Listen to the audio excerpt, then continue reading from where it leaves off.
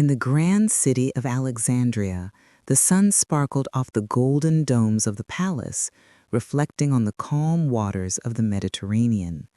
Cleopatra, Queen of Egypt, moved gracefully through the halls, her mind always alert, always calculating.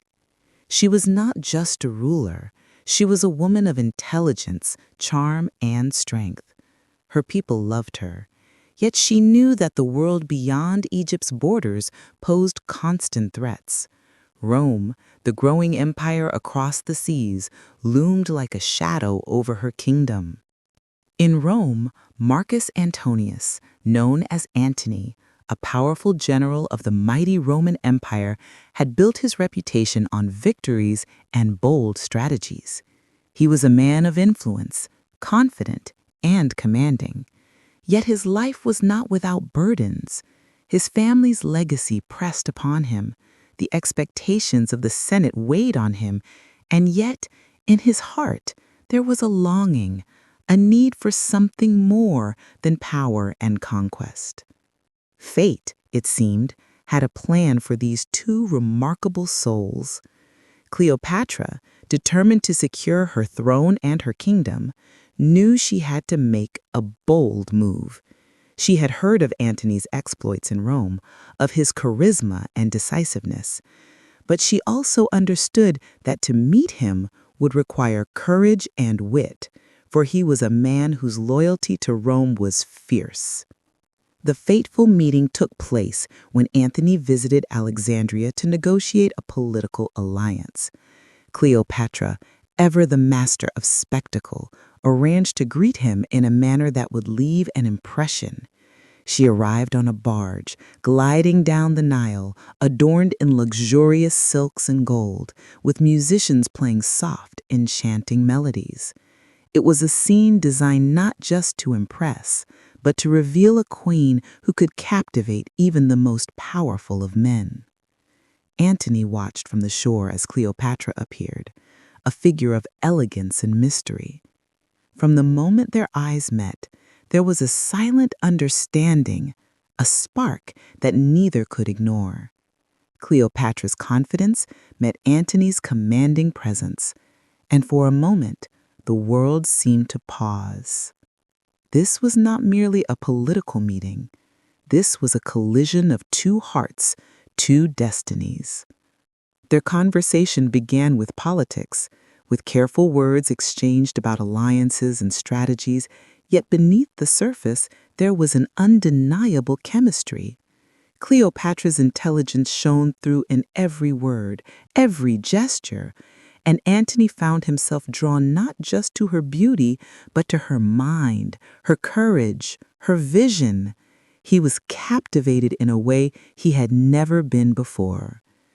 Days turned into nights filled with long discussions by the river, under the star-studded sky. They shared stories of their childhoods, their struggles, their dreams. Antony spoke of Rome, of his responsibilities, of the burden of command. Cleopatra spoke of Egypt, of the Nile, of the weight of ruling a kingdom that had survived countless challenges. Through these conversations, they discovered something rare, a connection that went beyond politics, beyond power. Yet even as their bond grew stronger, the shadow of duty loomed over them. Antony knew that Rome expected him to remain loyal, to focus on matters of state. Cleopatra knew that her people depended on her to protect Egypt. Their hearts pulled them together, yet the world demanded they remain apart. But the attraction was impossible to deny. In private, they allowed themselves moments of laughter and gentle affection. They walked along the Nile, observing the quiet beauty of Alexandria at sunset. Cleopatra's eyes sparkled with curiosity and intelligence, while Antony's gaze softened, revealing the man behind the armor of a general. In those moments, neither thought of empires or politics. They were simply two souls discovering a bond that neither time nor circumstance could easily sever. By the end of Antony's visit, a decision had been made, though neither spoke it aloud. Their fates were intertwined not just as rulers or allies, but as hearts that had recognized each other in the vastness of the world. Antony departed Alexandria with a promise in his heart, and Cleopatra watched his ship disappear on the horizon, feeling both hope and uncertainty. Little did they know that their love would soon face challenges that no power or wealth could shield them from. The Roman Senate, rival generals, and the expectations of their people would test their bond in ways neither could imagine. But for now, in those fleeting days by the Nile, Antony and Cleopatra had found something extraordinary, a connection that transcended duty, a love that promised both joy and tragedy. And so the story of Antony and Cleopatra began, not just as rulers of mighty empires, but as two hearts daring to find love amidst the turbulence of history. Their journey had started, and the world would never forget the names of the lovers who dared to defy destiny. After Antony returned to Rome, the echoes of Alexandria lingered in his mind. He could not forget Cleopatra, her grace, her intellect, the warmth of her laughter that had so unexpectedly penetrated the armor of his life. Rome was a city of ambition, of endless power struggles, yet Antony felt a strange dissonance. Among all the pomp and expectation, he found himself yearning for a connection that felt real, a love that was both daring and delicate. Cleopatra, too, could not dismiss the memory of Antony. She had been queen since her youth, navigating political currents, securing alliances, and defending Egypt against threats both internal and external. Yet for the first time in her life, she had encountered a man who saw her not merely as a ruler, but as a woman, someone whose mind and heart mattered as much as her throne. The thought of him haunted her days, and she longed for the return of their conversations by the Nile, the shared laughter, the quiet intimacy of stolen moments. But the world around them was unrelenting, Rome was not forgiving, and the Senate's gaze turned sharply toward Antony. Reports of his attachment to Cleopatra began to stir whispers of disloyalty. Rome had long viewed Egypt with suspicion, regarding her queen as a cunning, unpredictable figure. Any association with her risked tarnishing Antony's reputation, yet he could not turn away. Duty and desire clashed within him, creating a tension that he struggled to contain. In Egypt, Cleopatra prepared for Antony's return, determined to make the next meeting more than just a fleeting encounter. She strengthened her position as queen, consulting with advisors, strengthening alliances, and ensuring that Egypt would remain stable even if the winds of politics threatened to sweep her away. Yet her thoughts continually returned to Antony. In her heart, she understood that their love, though powerful, would never exist without challenge. It was a fire that could warm or burn. When Antony finally returned to Alexandria, it was not merely as a visitor, but as a man intent on uniting his life with hers, at least for a time. The city welcomed him with grandeur, and Cleopatra ensured that every detail reflected the strength and elegance of her kingdom. Yet amid the celebrations, tension simmered. Rome's shadow loomed large, and Antony's obligations were not forgotten. Still, when their eyes met once again, all uncertainty fell away, replaced by a recognition of the depth of their bond. Their reunion was filled with quiet moments of intimacy, away from the public eye. They walked the gardens of the palace, sharing whispered hopes and dreams. Cleopatra spoke of her vision for Egypt, of a land thriving under her rule, yet one that could also stand as an ally to Rome.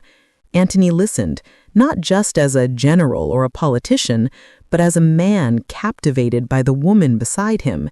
He shared his struggles in Rome, the pressures of leadership, the tension between his personal desires and public duties.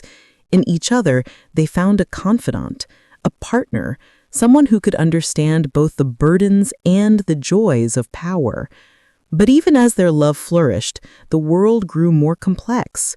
Rumors of their affair reached Rome, and the political consequences became unavoidable. Senators questioned Antony's loyalty, whispering that he was seduced by Cleopatra's charms and distracted from his duties to Rome.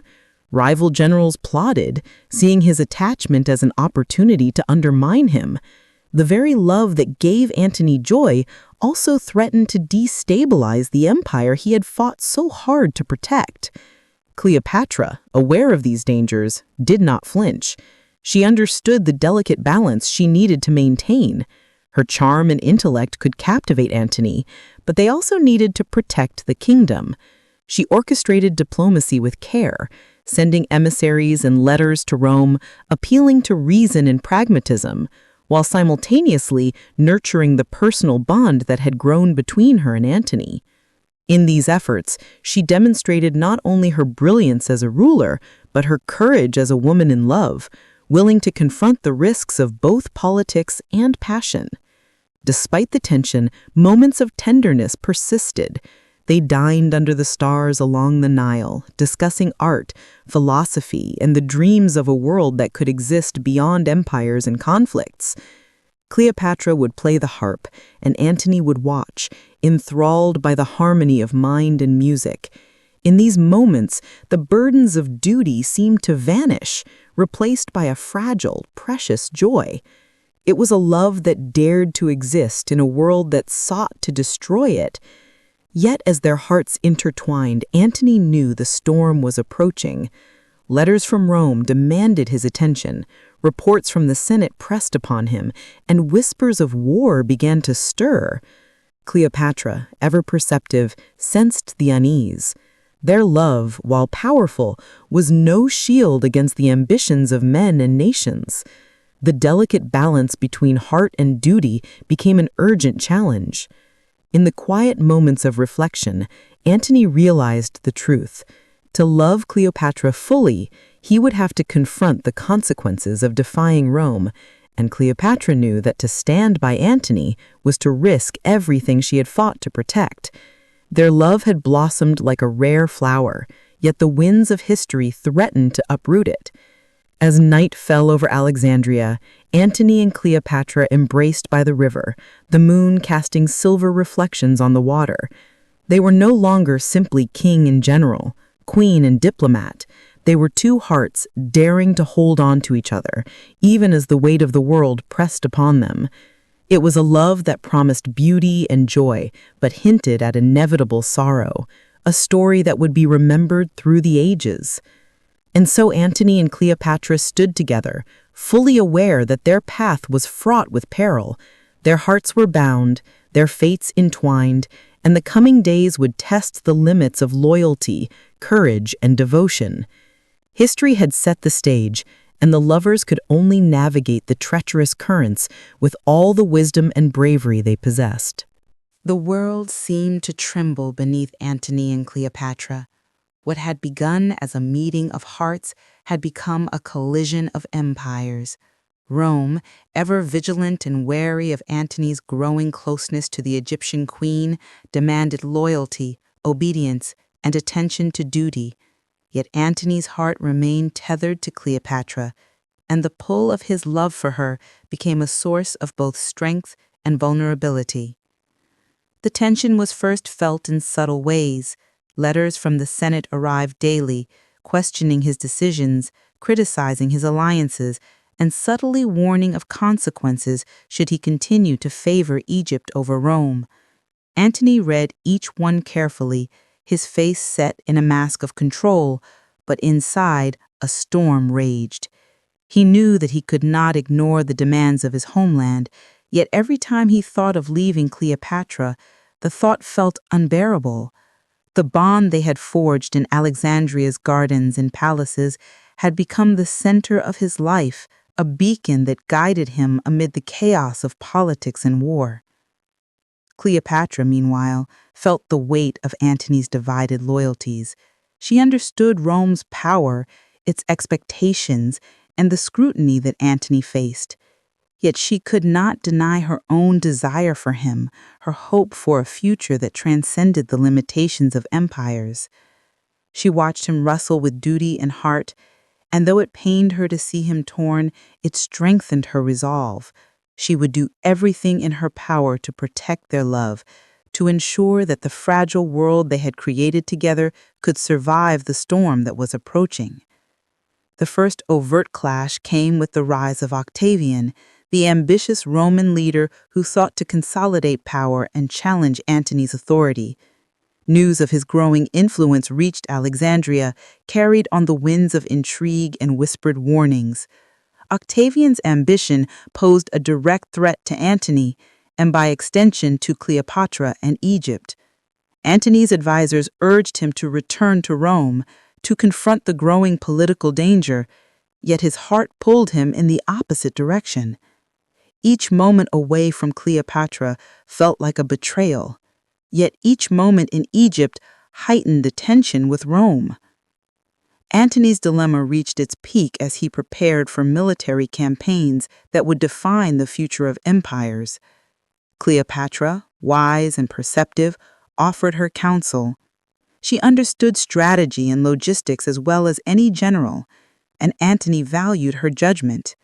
Together they planned defenses, anticipated enemy movements, and considered alliances.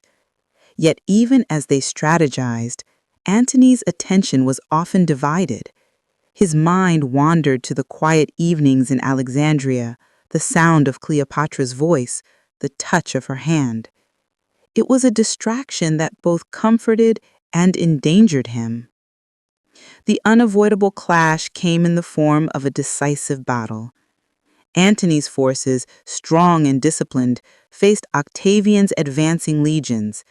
Cleopatra, aware of the stakes, ensured that Egypt's navy was prepared, ready to support Antony's efforts. They fought side by side, not merely as lovers, but as partners confronting the realities of history. The air was thick with tension, the sky darkened by clouds that seemed to mirror the uncertainty of the moment. Every decision carried the weight of lives, empires, and the fragile love between two people daring to defy the world. Victory and defeat danced hand in hand. Antony's strategies initially held, yet Octavian's persistence and cunning gradually shifted the tide. Rumors spread through the ranks, morale wavered, and the psychological strain began to show. Cleopatra remained by Antony's side, offering guidance, encouragement, and unwavering support. Her presence was a stabilizing force, yet it also marked him more clearly as an enemy of Rome in the eyes of his rivals. The personal cost of war became painfully clear. Antony, once confident and commanding, began to show cracks in his resolve. Decisions that would have been straightforward now seemed burdened by fear of failure, of losing Cleopatra, of losing himself. Cleopatra, too, struggled with anxiety, knowing that their bond made them both vulnerable. Every move on the battlefield, every political decision carried not only the weight of empires, but the fragility of their love. In the midst of chaos, there were moments of tenderness. In the brief intervals between battles and councils, Antony and Cleopatra would meet in quiet corners, whispering words of reassurance and devotion. They shared memories of their early days together, of laughter along the Nile, of the calm and peace that existed in the rarest of moments. These glimpses of serenity strengthened their bond, reminding them why they were fighting, not for power, not for titles, but for each other. Yet the shadow of fate loomed larger with every passing day. Octavian's forces advanced relentlessly, and the political tides in Rome turned against Antony. His allies questioned his judgment, the Senate murmured about betrayal, and whispers of Cleopatra's influence over him became a rallying point for opponents. Every choice Antony made, every loyalty he honored or neglected, intensified the precarious balance between love and duty. By the end of the campaign, Antony and Cleopatra faced a moment of painful clarity. Their love, as powerful as it was, could not shield them from the machinations of empires. Antony realized that his devotion to Cleopatra had alienated him from Rome, and Cleopatra understood that her bond with him could endanger everything she had worked to protect in Egypt. Their hearts remained united, yet the storm of history bore down on them, threatening to tear apart the world they had built together. The skies over Alexandria were heavy with tension, as though the heavens themselves sensed the impending end. Antony and Cleopatra had fought battles, navigated the treacherous waters of politics, and tested the limits of their love, yet nothing in history could prepare them for the weight of the choices before them.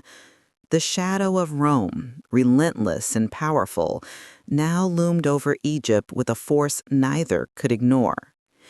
Antony's heart was torn. He had loved Cleopatra with a passion that defied reason, but the world demanded loyalty to Rome, and the consequences of defiance grew more severe by the hour. Reports of Octavian's victories arrived daily, painting a picture of a future in which Antony's power and influence, and perhaps even his life, would be at risk. Yet each report also reminded him of why he had chosen to follow his heart. The woman he loved, who had become the center of his existence, who had shown him that a life without love, even amid victory, was hollow. Cleopatra, aware of the precariousness of their situation, remained calm and resolute. She knew the fragility of the bond they had built, yet her strength never wavered. She offered guidance, comfort, and unwavering support. But beneath her composed exterior, a storm of fear and sadness raged. She understood that love alone could not protect them from the tide of history. She had ruled Egypt with intelligence and courage, but even she could not rule fate itself. The decisive moment came on the battlefield. Antony faced Octavian's forces once again, determined to defend his honor, his legacy, and the love that had transformed him. The clash was fierce, with the cries of soldiers echoing across the plains and the air thick with tension. Cleopatra's fleet provided support, but despite their best efforts, Antony's forces began to falter. The tides of fortune, relentless and impartial, favored Octavian. Antony, seeing the inevitable, faced a choice that no leader would envy: to fight on and risk total destruction, or to retreat and preserve what little remained of his honor and his life. Pride, love, and desperation collided within him. In the heat of that fateful moment, he made a decision to withdraw, hoping to regroup and continue the struggle. But history has a way of turning even the best-laid plans into tragedy. Rumors of his retreat spread rapidly, demoralizing his soldiers and sealing the fate of his forces. In Alexandria, Cleopatra watched with a mixture of hope and dread. She had come to Antony's aid, placing her trust in the strength of their love and the courage of his leadership.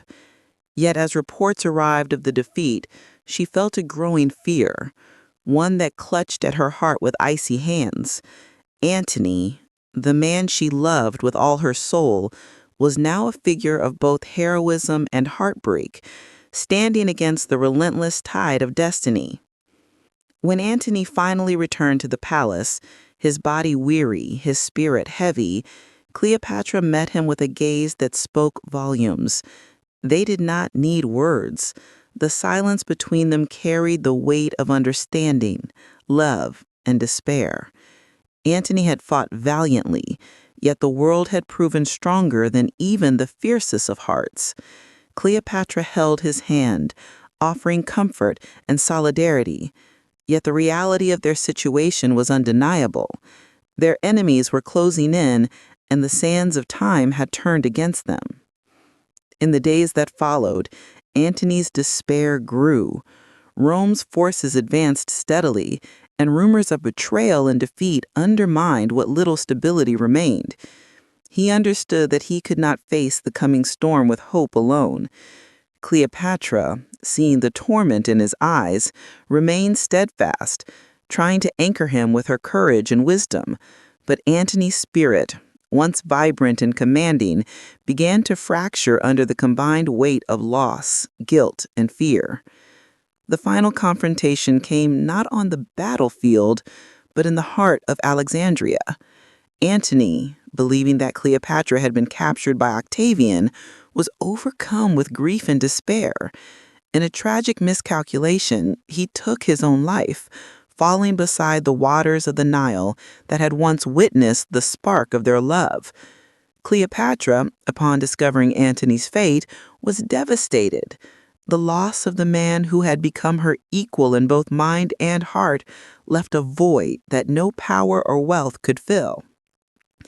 Yet Cleopatra, even in grief, faced the reality of her own destiny. Rome would not leave her alive to rule independently. She understood that her life, like Antony's, was bound by the demands of empires. With courage that had defined her reign, she chose to embrace her fate on her own terms, ensuring that her story would not end at the whim of her enemies. Cleopatra's final moments were dignified, her strength unwavering, and her love for Antony eternal. Their deaths, though tragic, immortalized their love. The world would remember not just the battles fought or the empire shaped, but the connection between two extraordinary souls who dared to love in defiance of duty, power, and history. Antony and Cleopatra became symbols of passion and tragedy, their story told for generations as a testament to the power of love, the weight of choice, and the inevitability of fate. In Alexandria, the Nile continued to flow, reflecting the sky as it had for centuries. The echoes of their laughter, their whispered promises, and the moments of quiet joy lingered like a gentle wind through the palace halls. History would record their names, their love, and their courage, not just as rulers alone, but as two hearts that burned brightly, even as the world conspired to extinguish them. And so, the story of Antony and Cleopatra came to its tragic yet legendary conclusion. A love that defied empires, endured trials, and faced the ultimate test of fate became immortal, not in conquest or politics, but in the hearts of all who would remember the beauty, tragedy, and enduring power of two souls who dared to love beyond the bounds of the world around them.